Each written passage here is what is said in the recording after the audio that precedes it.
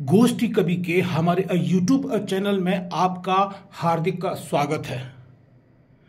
भाव रूप राम, जन जन के राम विषय पर वक्तव्य की श्रृंखला के अंतर्गत आज हम आपका परिचय कराने जा रहे हैं आदरणीय अखिल भारतीय साहित्य परिषद के राष्ट्रीय संगठन मंत्री परम श्रद्धेय श्री श्रीधर पराडकर जी से। राम राम धर्म और संस्कृति के प्रतीक चरित्र हैं।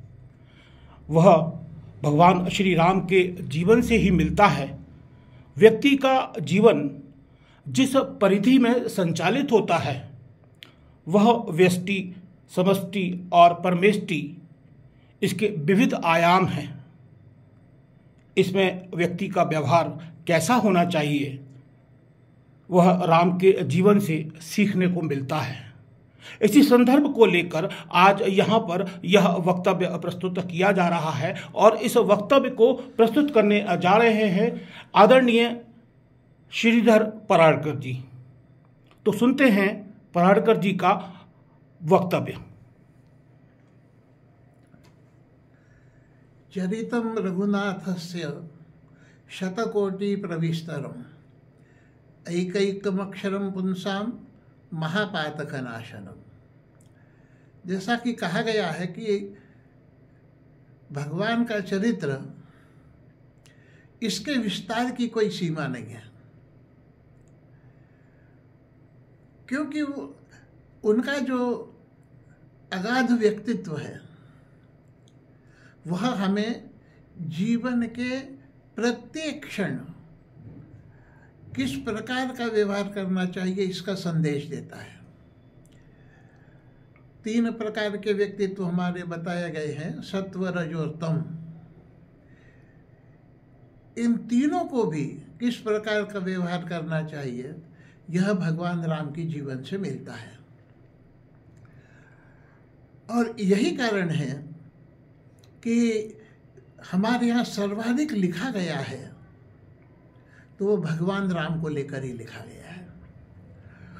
साहित्य के क्षेत्र में कहा भी जाता है कि राम तुम्हारा चरित्र स्वयं ही काव्य है, कोई कवि बन जाए यह सहज संभाव्य है। तो ये कवि की नहीं, ये भगवान राम के चरित्र की विशेषता है। सवाल केवल इस बात का है कि हम भगवान राम के चरित्र को समझते हैं कि हम अपने को भगवान राम पर आरोपित करते हैं। ये प्रश्न सबसे बड़ा है, क्योंकि व्यक्ति की अपनी मर्यादाएं होती है, सीमा होती है, और जब वह किसी चीज को अभिव्यक्त करने जाता है तो जब उस चीज को अभिव्यक्त करता है तब तो कोई दिक्कत नहीं है, लेकिन जब वो अपने शब्दों को, अपनी सीमाओं को उस व्यक्ति के ऊपर लाता है तब वहाँ से दिक्कत खड़ी होती है। और उसी कारण हम देखते हैं कि आज भी जो ये चर्चा सुनते हैं कि भगवान राम के हम भी उपासक हैं, भगवान राम को हम भी मानते हैं, लेकिन हम उन राम को नहीं मानते जो विश्व हिंदू परिषद के हैं, जो अपने को हिंदुत्व के नेता कहते हैं, उनके राम हैं, उनको हम नहीं मानते। तो राम 2 कैसे हो जाएंगे? राम तो एक ही है। तो जब हम ये कह रहे हैं कि हम उस राम को नहीं मानते, मतलब आप कहीं ना कहीं राम को नहीं मान रहे हैं, कह रहे हैं, यह अपने आप में उचित नहीं है। तो कहने का तात्पर्य यह है कि जो भी महनीय व्यक्तित्व होता है उसे समझने की आवश्यकता होती है। हम अपने विचार को, अपनी समझ को, अपनी सीमाओं को उस व्यक्तित्व के ऊपर न ला दें, यह सबसे सटीक बात होती है। अब वर्तमान परिप्रेक्ष्य में अगर हम बात करेंगे तो सारा देश इस समय राममय है और अयोध्या को फिर से उसी प्रकार से सजाया जा रहा है जैसा भगवान राम 14 वर्ष के बाद अयोध्या लौटे थे तो उस समय सजी होगी, उसकी कल्पना कर सजाया जा रहा है। लेकिन इन सब के कारण जो देश का वातावरण राममय है, उस समय जो आधुनिक मंथराएं हैं उनको अगर उसमें कोई विघ्न लग रहा है तो ये कोई नई बात नहीं है। यह जहाँ जहाँ मनुष्य रहता है वहाँ ये होती ही है। तो चर्चा की विषय वो नहीं होना चाहिए मंथरा, चर्चा का विषय भगवान राम होना चाहिए। और भगवान राम को अगर हमें समझना है तो जो हमारे यहाँ जीवन किस प्रकार के जीना, तो कहा गया है कि धारयते इति धर्मः, कि धर्म क्या है, जो मनुष्य का धारणा सिखाता है कि किस प्रकार जीवन जीना चाहिए और उसका तरीका क्या हो, वह जिसको हम संस्कृति कहते हैं, वह संस्कृति। तो भगवान राम का चरित्र जो है, वैसे तो हमारे यहाँ 3 की विशेषता मानी गई है कि जो भारतीय संस्कृति है वो 3 के ऊपर टिकी है। एक है भगवान राम, एक है भगवान श्री कृष्ण और तीसरे हैं देवाधिदेव महादेव शिव। इन तीनों के आधार पर ही भारतीय संस्कृति को समझा जा सकता है। लेकिन जिस चरित्र को आचरण में लाया जा सकता है वह भगवान राम का चरित्र है और इसीलिए उनके जीवन को जो है मर्यादा पुरुषोत्तम कहा गया है। मर्यादा पुरुषोत्तम का अर्थ ही ये है कि जिस प्रकार का जीवन जीने की आवश्यकता है, जिसके एक सीमाएं तय हैं, उसके बाहर नहीं जाना। और उसके बाहर अगर जाते हैं, लेकिन हम देखते हैं कि भगवान राम के जीवन में एक भी ऐसा अवसर हमको नहीं आएगा जिसके ऊपर हम उंगली उठा सकें। जो उंगली उठाई जाती है वो फिर जो शुरुआत में मैंने कहा वैसी बात है, उसका कोई मतलब नहीं है। तो शुरुआत से हम देखेंगे कि प्रत्येक अवसर पर जहाँ भी मर्यादा तोड़ने की बात अवसर आया, वहाँ श्री राम खड़े हो गए कि क्या करना। तो जिस समय विश्वामित्र उनको वन ले जा रहे थे और ताड़का आती है और उसको कहा जाता है कि ताड़का को मारना है, तो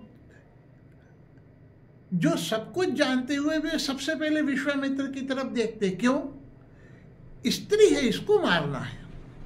ये उनको लगता है कि ये तो मर्यादा का हनन होगा। फिर जो मनुष्य के जीवन के सामान्य अवसर होते हैं, जो उसको अपने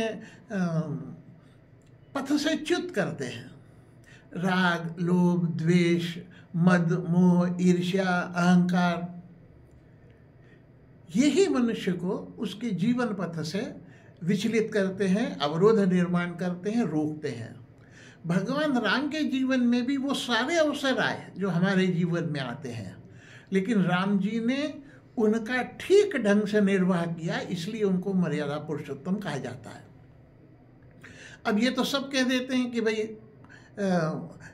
दशरथ जी ने वचन दिए थे कैकेयी को, और उस माता कैकेयी के वचन का और दशरथ जी की आज्ञा का पालन करने के लिए राम बन गए। तो ये तो लौकिक है।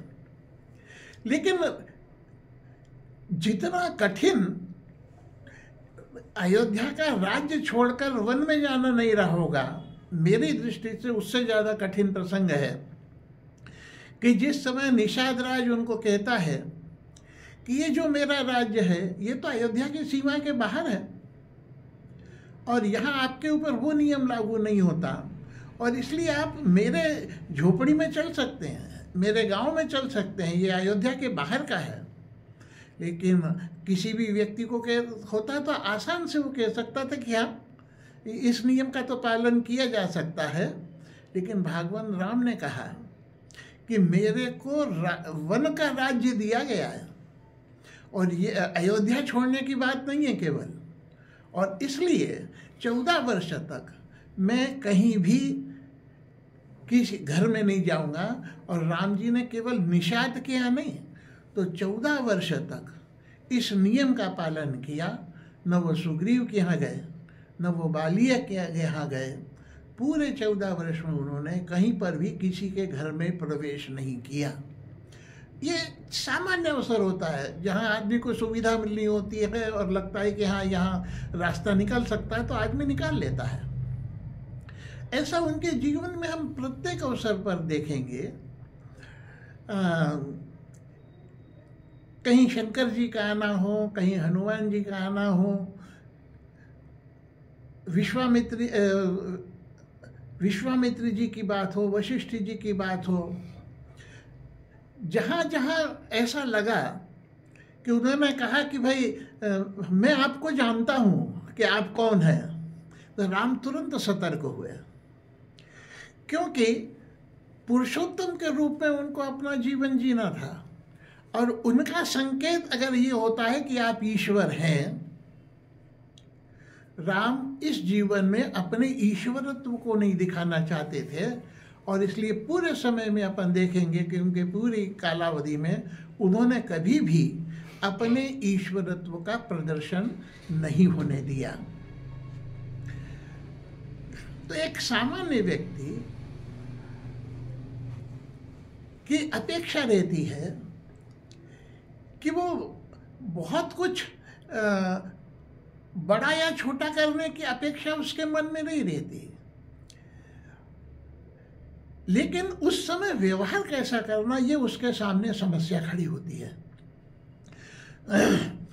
उस समय मनुष्य का व्यवहार कैसा होना चाहिए। वाल्मीकि जी ने ये जो रामायण लिखी है, इसकी शुरुआत ही इससे होती है कि वाल्मीकि ने अपने जीवन में सब प्रकार की घटनाओं को देख लिया था करके, और जिस समय वो क्रौंच पक्षी का वध करते हुए एक शिकारी को देखते हैं, तो उन्होंने कहा कि मनुष्य का पतन मनुष्य के साथ व्यवहार करने में नहीं होता है। अगर मनुष्य के मन में विकृति आ जाती है, तो वो किसी के साथ भी अगर व्यवहार करता है, चाहे वो प्रकृति के साथ करे, किसी भी अवसर पर करे, तो उसके मन में ये विकृति रहेगी ही। उसके मन में एक क्षण के लिए नहीं आया कि ये जो क्रौंच पक्षी है इस समय मैथुन क्रिया में रत है, इस समय नहीं मारा जाना चाहिए। पक्षी को मारना ही क्रूर कर्म है। और ऐसे में, और उससे जो व्यथित हुए वाल्मीकि जी,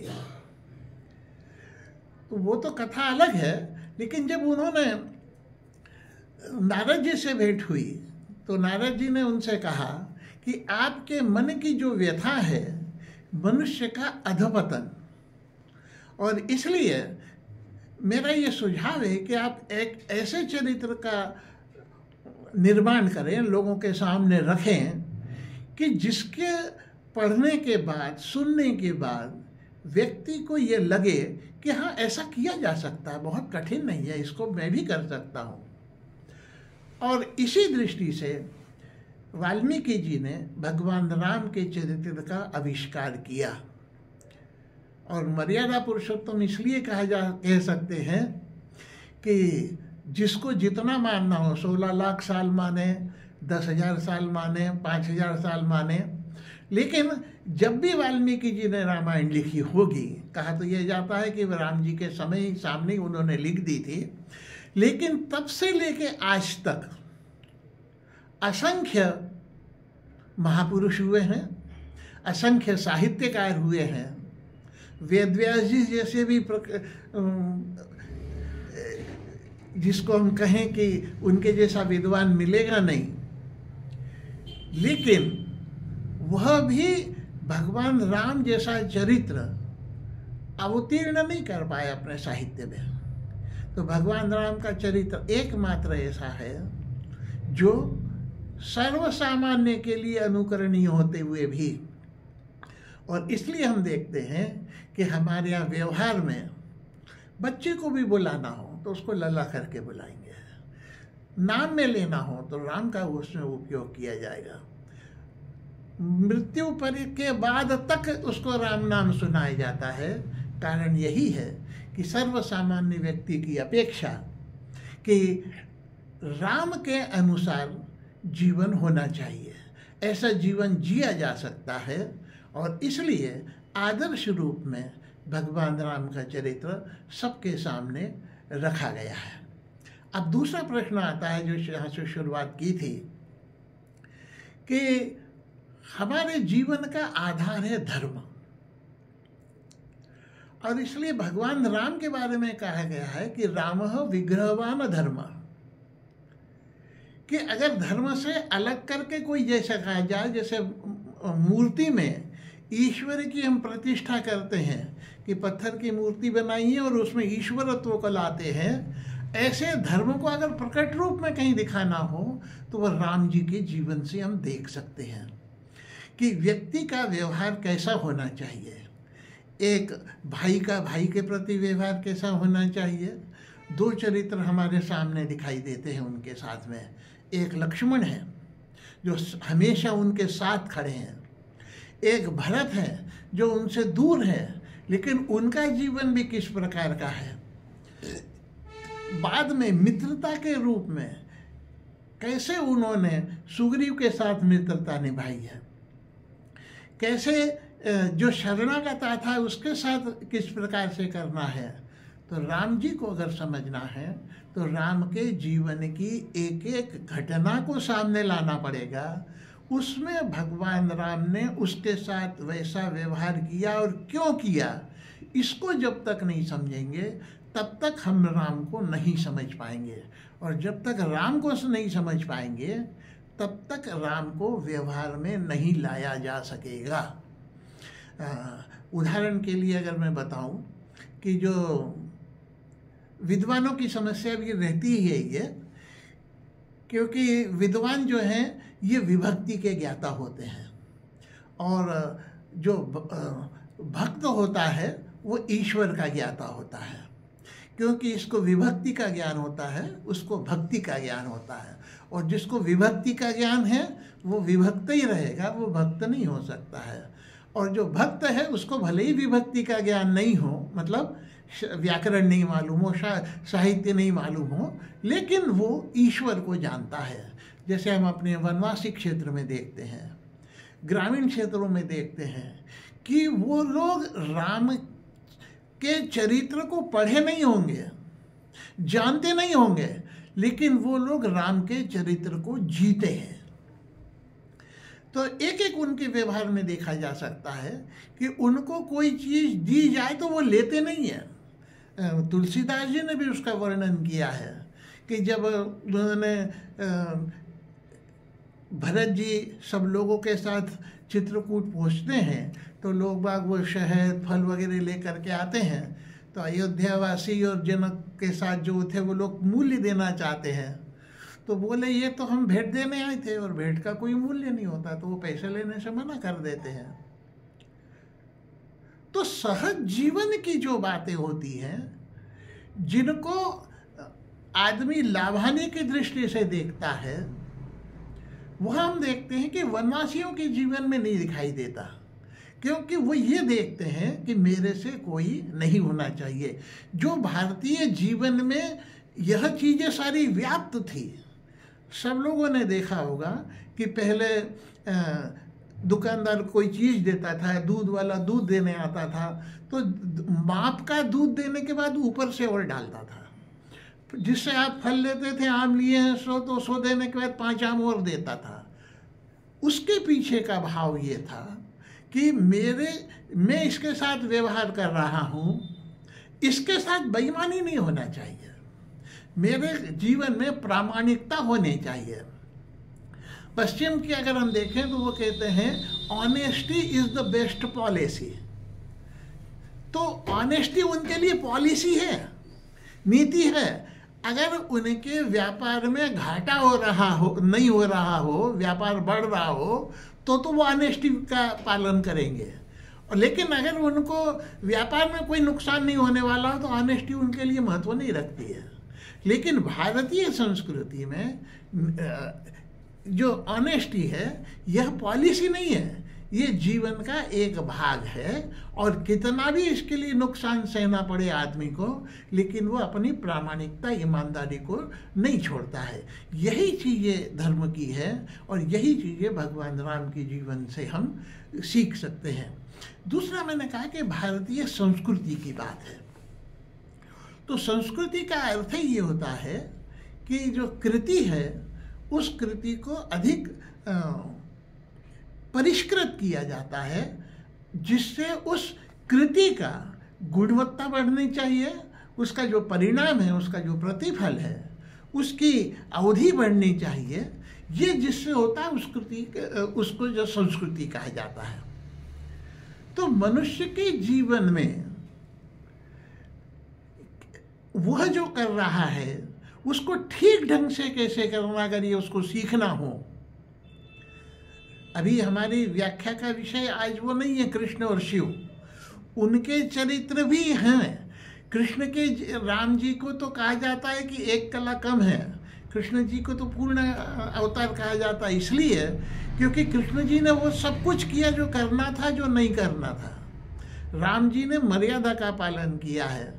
तो सामान्य व्यक्ति के लिए राम का चरित्र इसीलिए महत्व का है कि कृष्ण का जो जीवन है, जो व्यवहार है, उसको करने के लिए जो योग्यता चाहिए होती वो प्रत्येक व्यक्ति में नहीं होती, लेकिन राम जैसा जीवन जीने की योग्यता प्रत्येक व्यक्ति में होती है, वैसा व्यक्ति जी सकता है। और इसलिए राम का जीवन हमारे लिए बहुत महत्वपूर्ण है। और अगर हमें भारतीय संस्कृति को समझना हो, धर्म को समझना हो, तो हमें जो है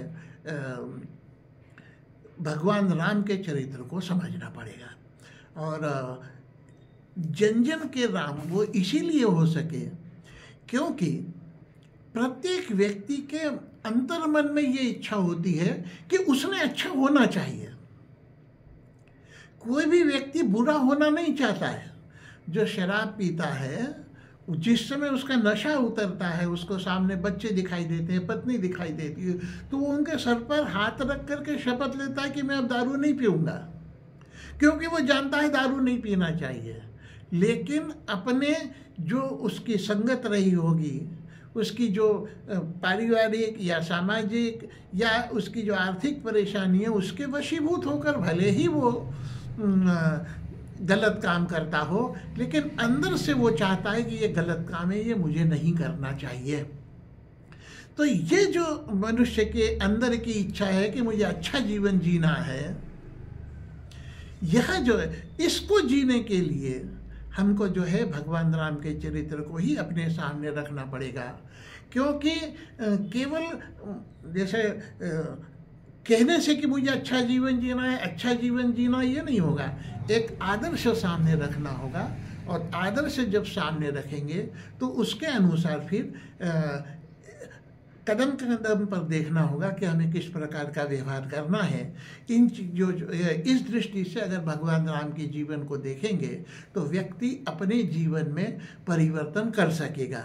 क्योंकि व्यक्ति का जीवन व्यक्तिगत कभी नहीं होता है, वह उसको अपने परिवार के लोगों के साथ, उसको समाज के लोगों के साथ, उसको गांव के लोगों के साथ, उसको देश के लोगों के साथ और उसको विश्व के साथ संपर्क उसका आता है, संबंध होता है। और इस सब करते समय मनुष्य में जो विचलन आता है वह न आए, इसके लिए ज़रूरी उसको होता है कि उसको सावधान रहना पड़ेगा, सतर्क रहना पड़ेगा।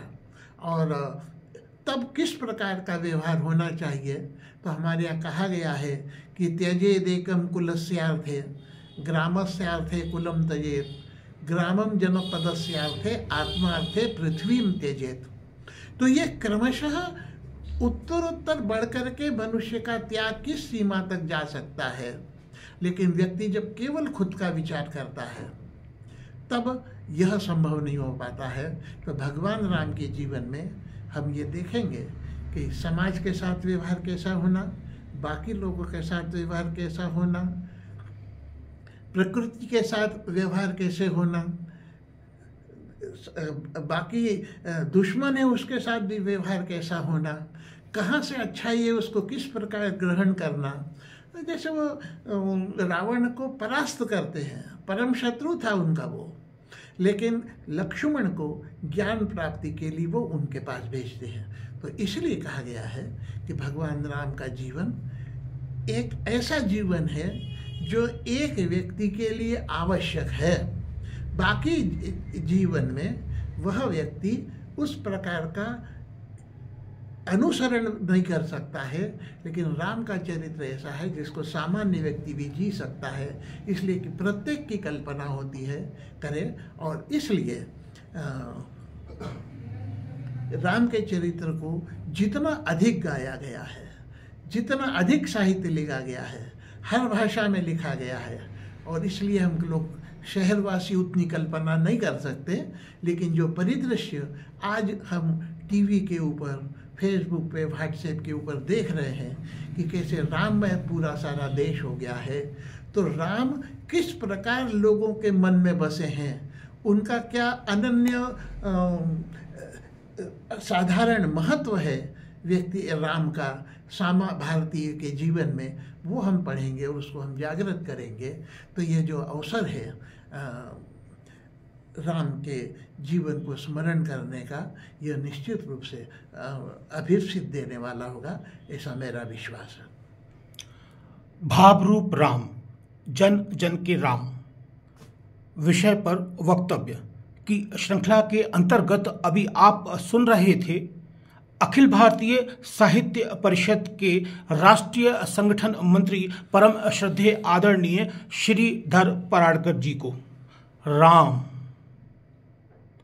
हमारा सभी श्रोताओं से निवेदन है कि 22 जनवरी सन 2024 को राम की प्राण प्रतिष्ठा होने जा रही है। इस अवसर पर अपने घर में एक दीपक अवश्य लगाएं और अपने दिल से, अपनी आत्मा से कहें, जय श्री राम। जय श्री राम। नमस्कार।